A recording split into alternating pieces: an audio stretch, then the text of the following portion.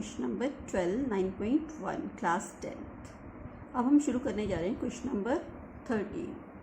ठीक है, तो question number 13 is as observe from the top of 75 metre high lighthouse from the sea level the angle of depression of two ships are 30 degree and 45 degree. If one ship is exactly behind the other on the same side of lighthouse, find the distance between the two ships. तो क्या कह रहे हैं इसमें, इसकी figure देखिए। इसमें कह रहे हैं कि ए बी 75 मीटर हाइट का एक लाइट हाउस है ये, और यहाँ पर सी और डी दो शिप्स जा रही हैं। ठीक है, जो लाइट हाउस की तरफ आ रहे हैं। तो यहाँ पर अगर इस पर्टिकुलर पॉइंट से कोई ऑब्जर्वर नीचे इन शिप्स को देख रहा है तो ये एंगल ऑफ डिप्रेशन बन रहे हैं। इस डी शिप को देखने पर 30 डिग्री और अगर सी शिप को देख रहे हैं तो 45 डिग्री। ठीक है, अब इस एंगल ऑफ डिप्रेशन का हम यूज़ कर रहे हैं। देखिए यहाँ 75 का है तो ये रही हमारी ट्रांसवर्सल, तो ये भी 45 हो गया। 45 यहाँ पर ये 30 डिग्री है ट्रांसवर्सल लाइन, तो ये 30 हो गया। 30 degree and 30 degree both the lines. अब आइए हमें क्या पता करना है, डिस्टेंस बिटवीन टू शिप्स मतलब सी डी। ठीक है, तो सी डी हम कैसे पता कर सकते हैं। इस वाले ट्राइंगल को तो हम ले नहीं सकते क्योंकि इसमें 90 डिग्री एंगल नहीं है। सबसे पहले जो हमारी फर्स्ट कंडीशन है वो है कि ट्रिग्नो काम करती है ओनली इन 90 डिग्री और राइट एंगल ट्राइंगल। तो राइट एंगल ट्राइंगल के लिए हम देखिए, एक ये है राइट एंगल ट्राइंगल बड़ा वाला, तो इससे क्या होगा, हमें ए भी पता है पी, तो बेस पी अपॉन बी करके हम ये पूरी बी डी निकाल सकते हैं। ठीक है, फिर स्मॉलर ट्राइंगल लेकर हम क्या कर सकते हैं, पी अपॉन बी लेकर अगेन ये स्मॉल बी सी डिस्टेंस निकाल सकते हैं। और जब हमारे पास बी डी और बी सी आ जाएगी तो बी डी में से अगर बी सी माइनस करते हैं तो we will get C D. ठीक है, लेट स्टार्ट। सबसे पहले तो इन्फॉर्मेशन लिखिए। Let A B represent lighthouse and C and D are the ships such that angle of depression from A are 45 degree and 30 degree as shown in the figure. Now in right triangle A B C, ये रहा A B C, tan 45 is equal to P upon B. ठीक है, तो P क्या है हमारा A B और B क्या है बी सी 45 डिग्री में। सो tan 45 हो गया 1, ए बी हो गया 75, बी सी क्रॉस मल्टीप्लाई करके निकल गया 75 metre. Right, now in right triangle A B D, अब हम बड़े वाला ट्राइंगल लेंगे ए बी डी। तो इसमें tan 30 लेंगे क्योंकि इस वाले ट्राइंगल में एंगल 30 डिग्री है। tan 30 इज इक्वल टू 30 के सामने ये साइड p अपॉन b, तो जाएगी हमारी tan 30 means 1/√3 is equal to A B upon B D. 1/√3 is equal to हो गया 75 upon B D. Cross multiply करेंगे तो B D is equal to आ गया 75√3 मीटर। अब देखिए डिस्टेंस कैसे कहा था हमने, सी डी निकालने के लिए B D minus B C रख दीजिए वैल्यू 75√3 माइनस 75 दोनों में से कॉमन ले लीजिए, तो √3 minus 1। You can keep the value of √3 also here, that is 1.732 and when you will subtract what you are going to get 0.732, और जब हम इन दोनों को मल्टीप्लाई करेंगे we will get 54.9 metre which is the distance between two ships. I hope it is clear. Question number 14 is, here the figure is given, no need to make the figure even, है ना।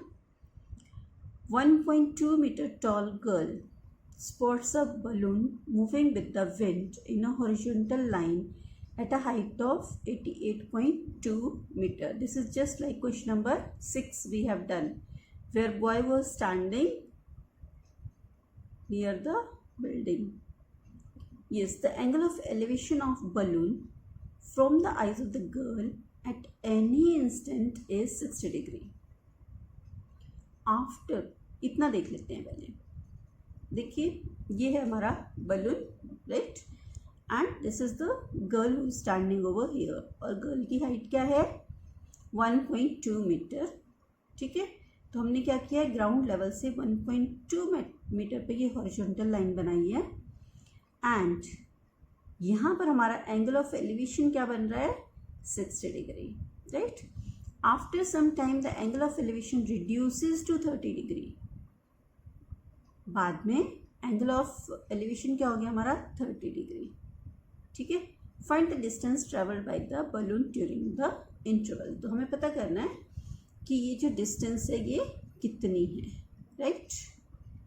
अब देखिए यहाँ पे height of balloon क्या दी हुई है 88.2, पर हम क्या करेंगे 1.2 माइनस करेंगे, क्योंकि ग्राउंड लेवल से जो गर्ल ऑब्जर्व कर रही है उसकी लाइन ऑफ साइट बनना शुरू हो रही है।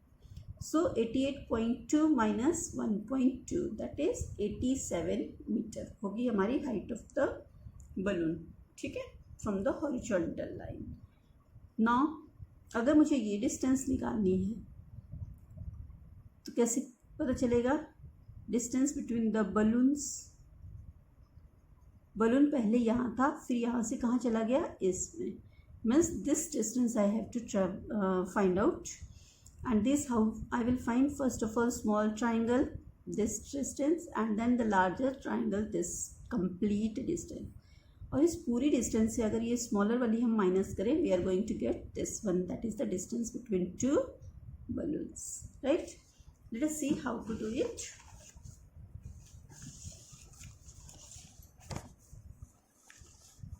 Here let's see with the position of the girl.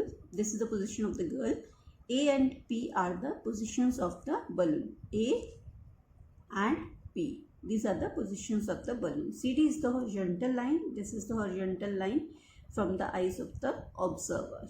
Now what is PD? PD क्या होगा हमारा, it will be 88.2 minus 1.2 that is 87 metre, ये वाली 87 metre. Now in right triangle CPD, ये बड़े वाला ट्राइंगल अगर हम लेते हैं तो एंगल कितना है ये 30 degree. So tan 30 is equal to PD upon CD हो गया हमारा।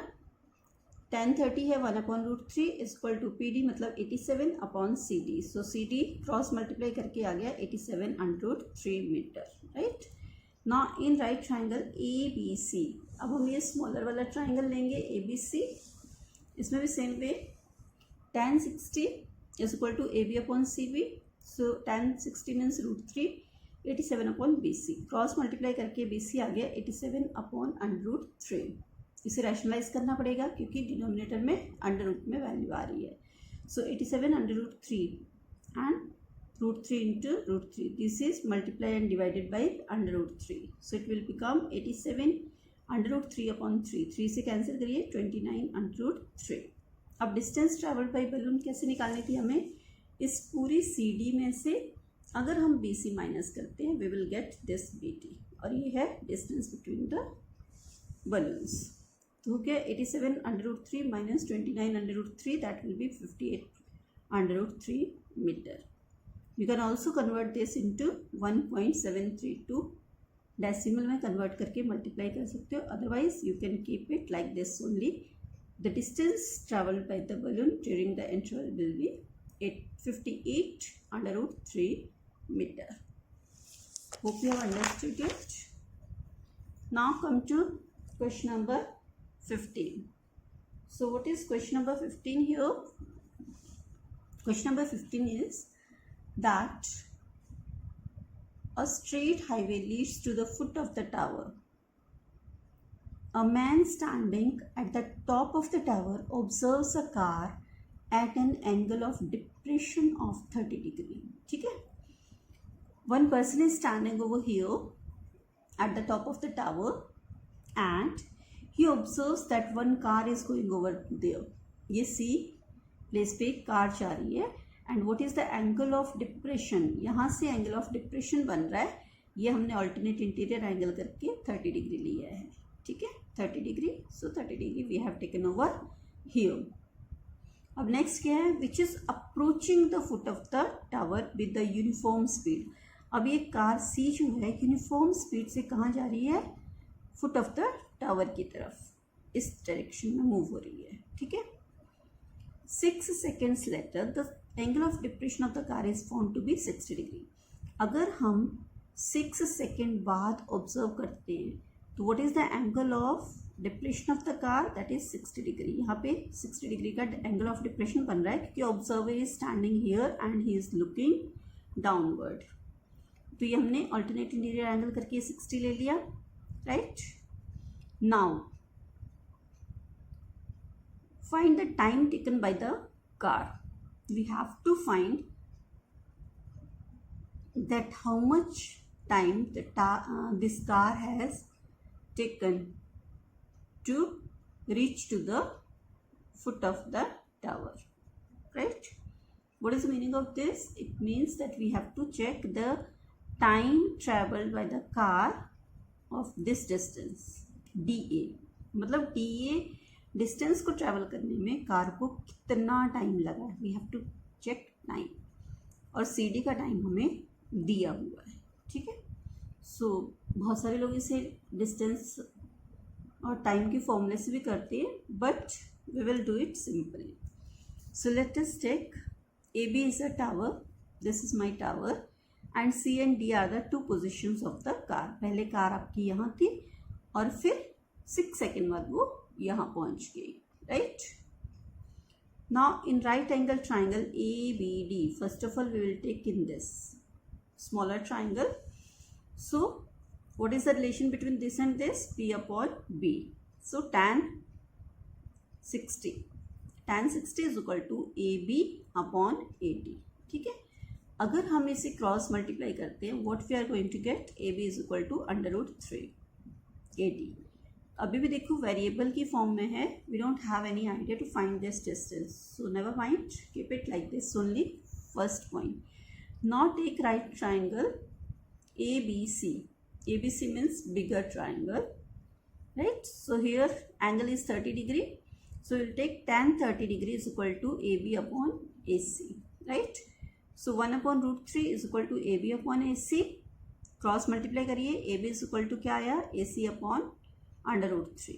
Now from 1 and 2 you can see that here also we are finding the value of AB, and here also we have found the value of AB only, so we can equate this. So like this way, √3 AD is equal to AC upon √3. If we cross multiply, it will become 3 AD is equal to AC, right?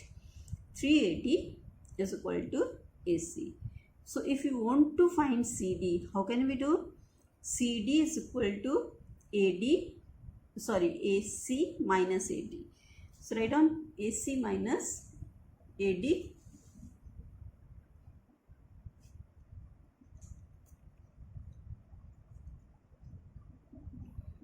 Here I would like to explain again. √3 AD is equal to AC upon √3.